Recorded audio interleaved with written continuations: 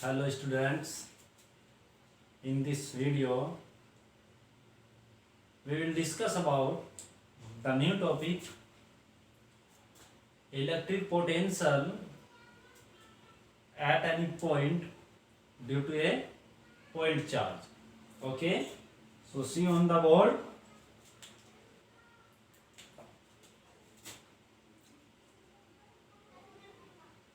electric potential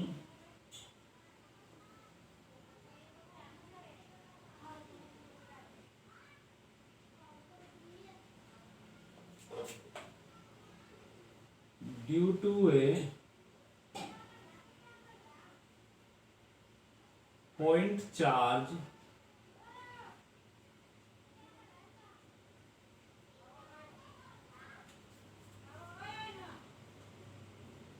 at any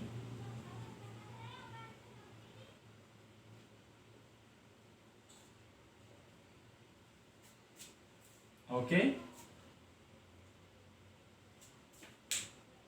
For this, let us consider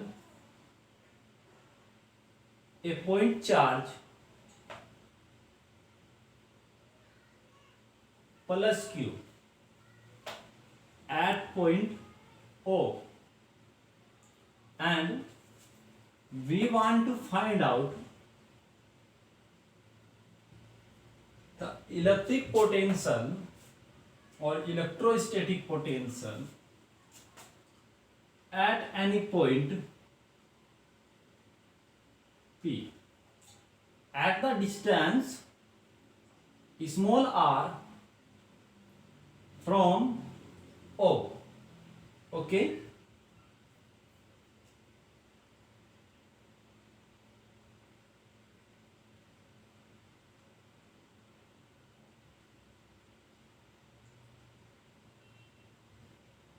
ये लीजिए, हमने कंसीडर कर लिया are.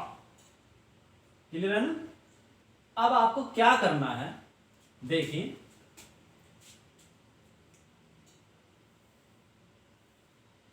let us consider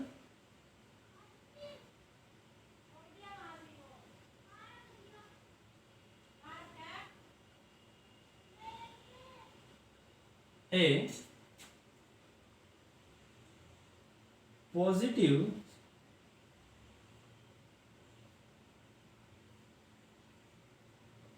point charge plus q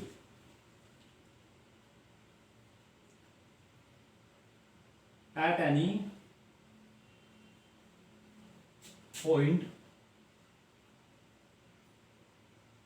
O, due to which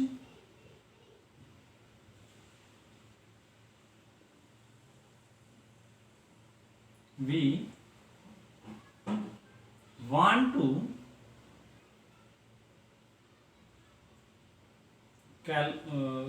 calculate, we want to find out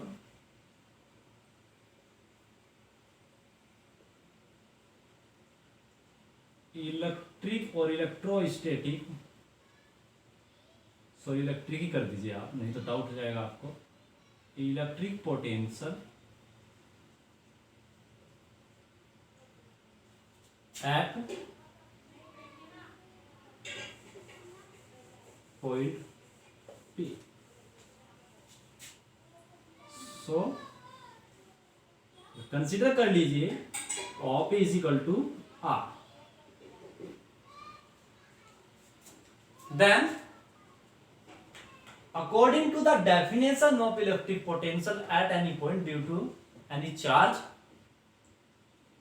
the electric potential at any point is defined as the work done in bringing a test charge from infinity to that point. Okay, and divided by the test charge. So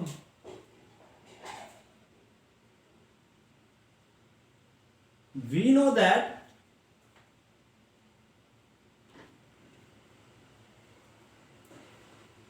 electric potential at point P equals to W from infinity to point P divided by Q naught. That means if you want to find out the electric potential at point P due to this point charge, for this, first of all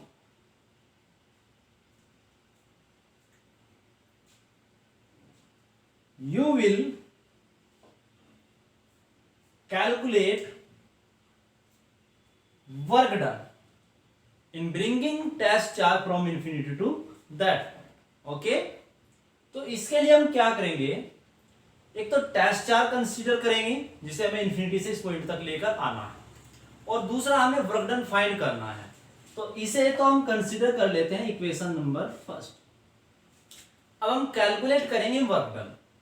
अब यदि work done की बात की जाए तो आपको जो non formula work done के लिए पता है अभी तक, वो होता है आपका फोर्स इनटू डिस्प्लेसमेंट। क्लियर है? क्लियर होगा ना? तो अब आप देखिए वर्क जो होता है आपका फोर्स इनटू डिस्प्लेसमेंट। तो अब हम एक फोर्स की बात करेंगे यहां पर। सपोज कर लीजिए कि जब आप इन्फिनिटी से इसे मूव कराकर लाओगे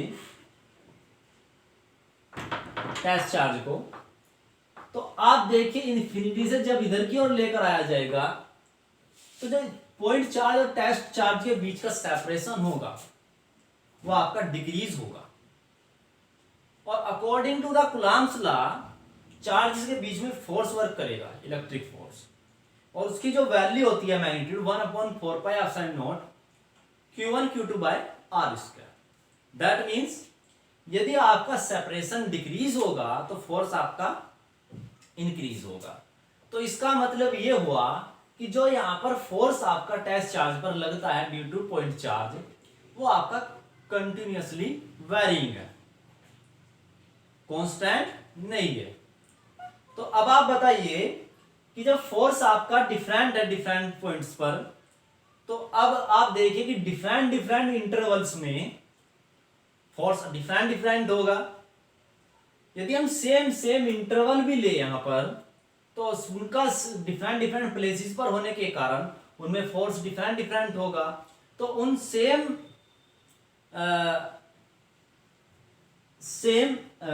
जो आप इसमें सेम पार्ट लोगे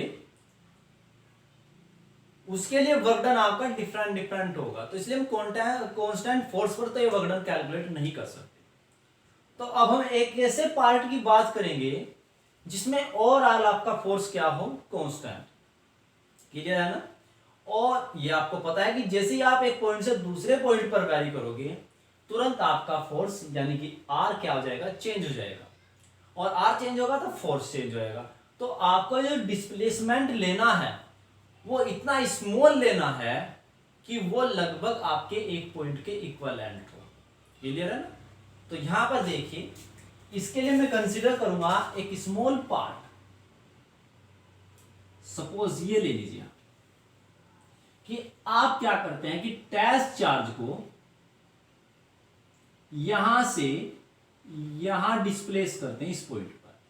ये पॉइंट हो गया आपका ए और ये हो गया स्मॉल पॉइंट बी। अब आप देखिए, सपोज कर लीजिए कि ये सेपरेशन यहां से लेकर यहां तक का आप कंसीडर कर लीजिए कि आर है। अब बचती है बात किसकी? सपोज कर लीजिए कि ये वेरिएशन आपका यहां से लेकर यहां तक स्मॉल dx। अब आपको dx का मीनिंग पता चल गया होगा। d जिसके साथ लग जाता है उसका मतलब होता है कि बहुत small value tends to infinity, sorry 0। अब कंसीडर कर लीजिए कि ये जो यहां से लेकर जो यहां तक की जो वैल्यू है ये आपकी x, ओके। और जो चार्ज का मूवमेंट है वो टुवर्ड्स पॉइंट चार्ज। क्लियर है ना? तो यहां पर इस पॉइंट पर इस पर एक फोर्स वर्क करेगा टेस्ट चार्ज पर। वो फोर्स आपका इस पॉइंट पर इस डायरेक्शन में वर्क करेगा क्योंकि ये पॉजिटिव है, पॉजिटिव। तो ये हो गया आपका इलेक्ट्रिक फोर्स, है ना? अब आपको विदाउट एनी एक्सीलरेशन यदि इस फोर्स को इधर लेकर इस पार्टिकल को इधर लेकर जाना है अगेंस्ट दिस फोर्स, तो आपको इस पर इधर की ओर एक फोर्स लगाना होगा। तो ये हो गया आपका एफ अप्लाई। क्लियर है ना? आई थिंक क्लियर हो गया होगा। तो ये देखिए आप, यहां पर कंडीशन ये है विदाउट एनी एक्सीलरेशन कि जो आपका एफ अप्लाइड होगा will be equals to minus के एफ इलेक्ट्रिक फोर्स, बिकॉज हमें जो वर्क डन फाइंड करना है विदाउट एनी एक्सीलरेशन। तो पहले हम क्या करेंगे, यहां पॉइंट ए पर इस टेस्ट चार्ज पर इसके कारण कितना फोर्स अप्लाई होगा। ठीक है, टू कैलकुलेट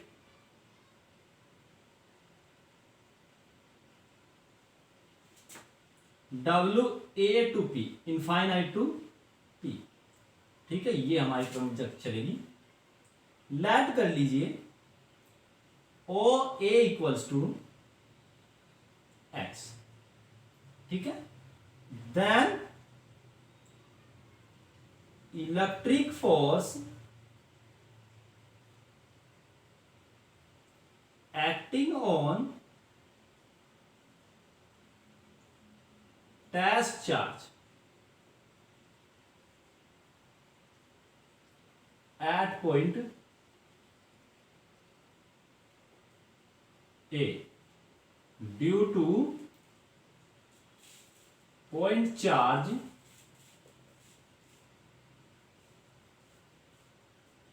Q, है ना? तो according to Coulomb's law this force will be 1/4 pi epsilon naught for free space Q1 into Q2. Q1 is Q and Q2 is 0 divided by separation between them is OA square and direction is towards right. Clear है ना? अब value put कर दीजिए 1/4 pi epsilon naught Q into Q naught by X square towards right. Equation number second using Coulomb's law.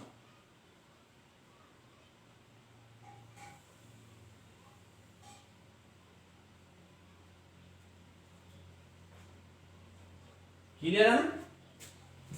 अब हम क्या करेंगे, इस टेस्ट चार्ज को डिस्प्लेस करेंगे from A to B. Work done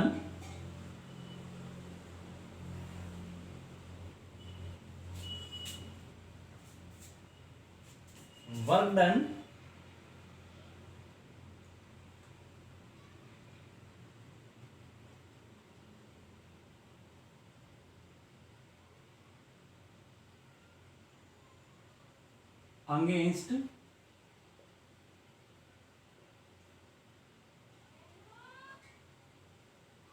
electric force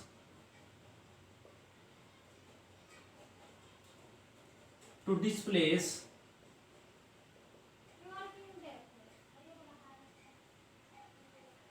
from A to B। Clear ना? तो आप स्मॉल डिस्प्लेसमेंट करोगे यहां पर closer to the point charge, तो हम इसे स्मॉल वर्क डन बोलेंगे equals to force into displacement. Clear है ना? Force into displacement. अब आप देखिए, आप पुट कर दीजिए वैल्यूज, तो आपका जो फॉर्मूला होता है वो होता है फोर्स यानी कि वेक्टर, आप ऐसे पढ़िए एफ डॉट डी आर, कुछ इस टाइप से होता है। क्लियर है ना? बट यहां पर हम डायरेक्शन तो यूज नहीं कर सकते इसके लिए, एक ही, क्योंकि एक्स एक्सिस के लोग ही है ना ओवरऑल, तो डायरेक्शन फिक्स है। तो आप इस फॉर्मूले को जब ओपन करते हैं तो आपको मिलता है कोस थीटा। क्लियर है ना? अब यहां dr की जगह आपके पास क्या है, dx। अब एक चीज देखिए, इससे वेक्टर तो हट गया ना, तो यहां पर क्या बन गया, मैग्नीट्यूड, और इनके मैग्नीट्यूड दोनों के क्या है, इक्वल, और यानी कि एफ यही आ जाएगा आपका। क्लियर है ना? तो आप यहां पर ले लीजिए वैसे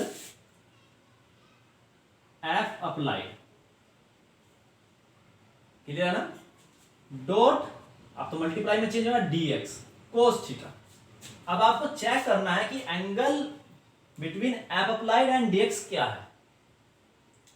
अब आप देखिए, यहां पर बहुत इंपॉर्टेंट पॉइंट है आपका,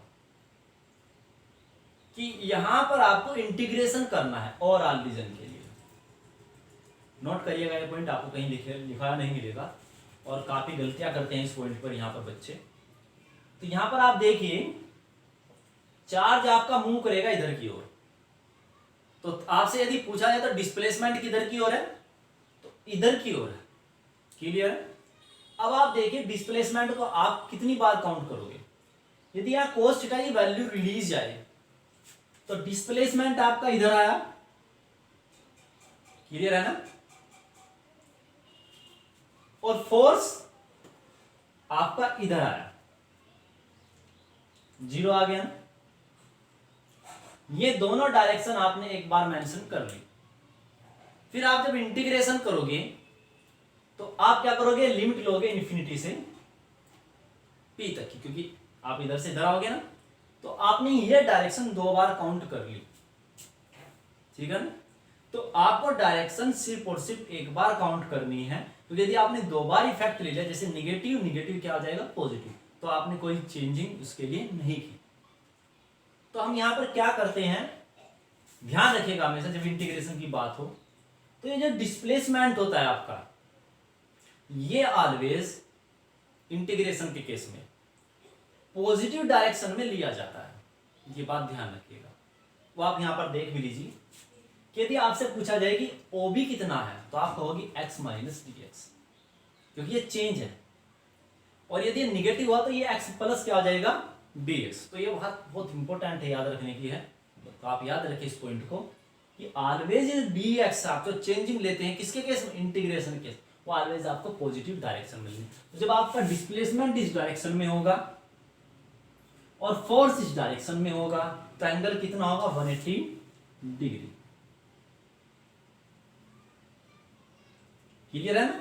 बच्चों को बहुत डाउट रहता है, कभी भी सोचते हैं कि जीरो होना चाहिए, ऑलवेज जीरो ही होना चाहिए, बट कंडीशन ये है कि जब आप इंटीग्रेशन करोगे तो इंटीग्रेशन में आप क्या करोगे, तो यदि आपने यहाँ 0 डिग्री एंगल ले लिया तो आपको फिर limit P to infinity use करनी होगी। इस बात का ध्यान रखिए, आप एक ही चीज को दो बार अप्लाई नहीं कर सकते। जैसे आपने ऑप्टिक्स में जब आप फॉर्मूला ड्राइव करते हैं तो आप ज्योमेट्री यूज करते हैं, और फिर जब आप न्यूमेरिकल करते हैं अगेन फिर ज्योमेट्री यूज करते हो आप, निगेटिव पॉजिटिव साइन वाली, तो निगेटिव निगेटिव इफेक्ट आपका क्या हो जाता है, पॉजिटिव हो जाता है। चलिए अब यहां पर पुट करिए वैल्यू आपकी, जो एफ अप्लाइड है उसका मैग्नीट्यूड किसके इक्वल है, एफ के इक्वल है। तो यहां पर आप देखिए implies that F applied is equal to F in magnitude में, ठीक है। तो एफ डी एक्स कोस 180 की वैल्यू क्या होगी, माइनस, तो आप वैल्यू पुट करिए एफ की, -1/4πε0 q into Q not divided by X square into dx। ये आपका वर्क डन हो गया फ्रॉम ए टू बी। अब आपको वर्क डन कहां तक का फाइंड करना है, in bringing test charge from infinity to P. तो अब इसे कैलकुलेट करेंगे। चलिए तो अब कैलकुलेट करते हैं टेस्ट चार्ज को इन्फिनिटी से पॉइंट पी तक लाने में जो वर्क डन आपको करना पड़ेगा।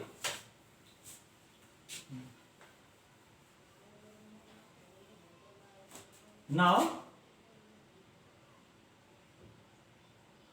Work done, net work done, sorry for this, net work done in bringing test charge Q naught from, देखिए ये वर्ड यूज होता है यहां, from infinity to P, okay, against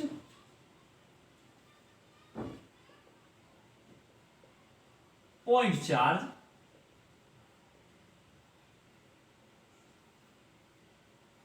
Q, which is equal to W infinity to P without any acceleration.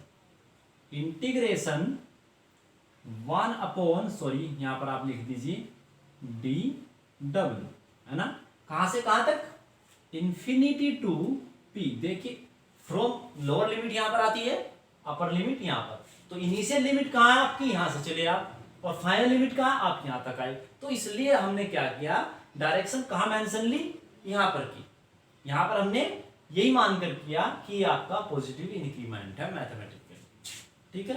अब value put कीजिए आप यहां पर, तो डब्ल्यू वैल्यू क्या है, 1/4 pi epsilon naught Q into Q naught by X square into D X with negative sign, clear है ना। अब आप देखिए लिमिट किसकी ली जाएगी, एक्स की, एट इन्फिनिटी पे एक्स की वैल्यू क्या है, मेजर कहां से की जाएगी, यहां से, तो इन्फिनिटी होगा। एट पॉइंट पी पर एक्स की वैल्यू क्या होगी, 0 to P, that is are.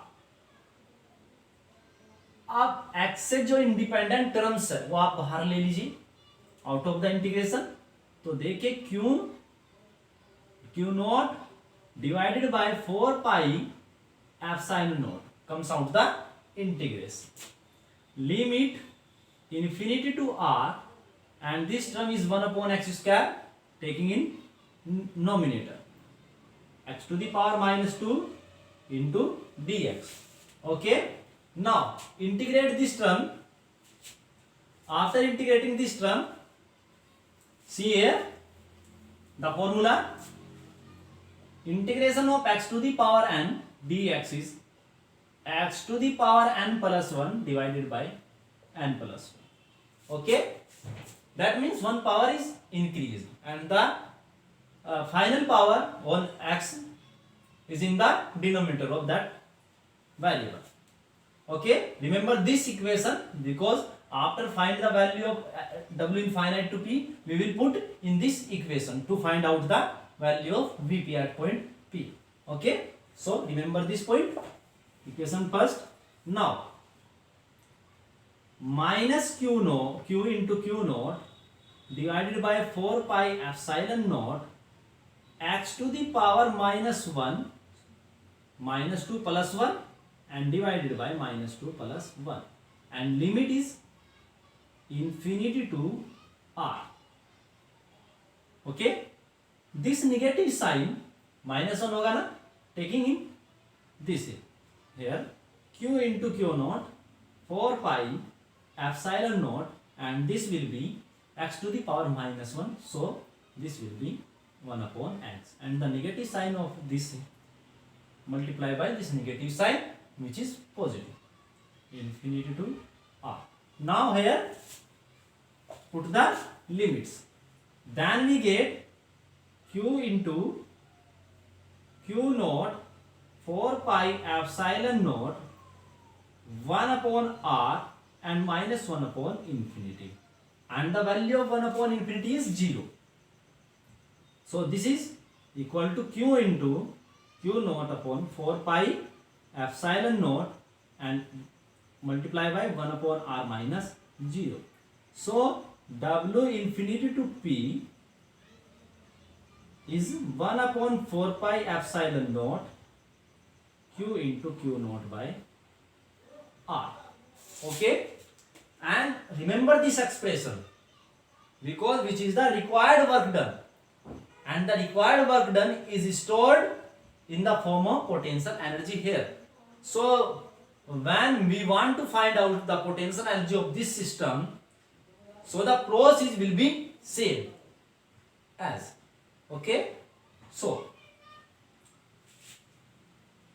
Work done और फोर्स में क्या रिलेशनशिप हुई, देखिए 1/4 Q1 Q2/R, और वहां पर Q1 Q2/R स्क्वायर फोर्स में। तो अब देखिए, अब इस वैल्यू क्या कीजिए आप, थोड़ा कन्वर्ट कर दीजिए, W infinity to P divided by Q naught 1/4πε0 and Q/R from equation first. Now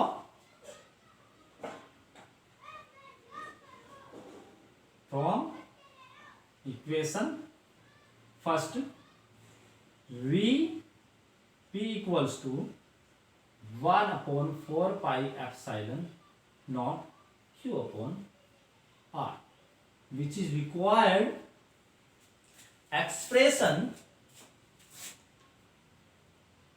which is required expression for the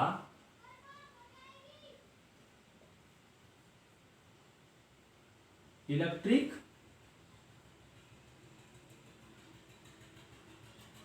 potential due to a positive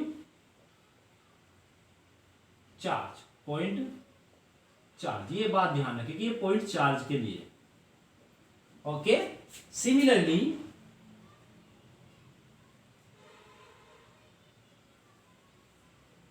for negative point charge minus, तो यदि आपका charge negative हो तब क्या होगा। अब यहां पर भी इंपॉर्टेंट पॉइंट है, देखिए किसी भी वेक्टर क्वांटिटी का जो मैग्नीट्यूड है आपका वो ऑलवेज क्या होता है, पॉजिटिव, तो वहां पर कभी निगेटिव साइन नहीं होता, उसमें डायरेक्शन को शो करता है निगेटिव साइन। तो यहां पर देखिए यदि आपका फोर्स है 1/4πε0 Q1 Q2/R स्क्वायर और उसमें कोई चार्ज आपका निगेटिव है, तो आपको वहां पर पॉजिटिव वैल्यू ही पुट करनी होगी, क्योंकि निगेटिव साइन तब कंसीडर किया जाएगा जब आप डायरेक्शन को शो करोगे। But in case of scalar quantities, आप स्केलर क्वांटिटीज निगेटिव भी हो सकती है, पॉजिटिव भी हो सकती है, तो आप चार्ज को विद साइन उसमें पुट करोगे। तो in that case potential at any point P will be equals to 1/4πε0 Q/R but in negative sign. Okay, so that means the potential will be positive for positive charge and will be negative for negative charge. Okay, so I think आपको ये topic समझ आ गया होगा, और यदि आपको कोई doubt हो तो प्लीज कमेंट कीजिए, क्वेश्चंस आस्क कीजिए, और आपको ये वीडियो कैसी लगी प्लीज़ कमेंट करके बताइए, और ज़्यादा से ज़्यादा वीडियोस को शेयर कीजिए, मेरे यूट्यूब चैनल को सब्सक्राइब कीजिए और अपने फ्रेंड्स को भी शेयर कीजिए। Okay, thank you.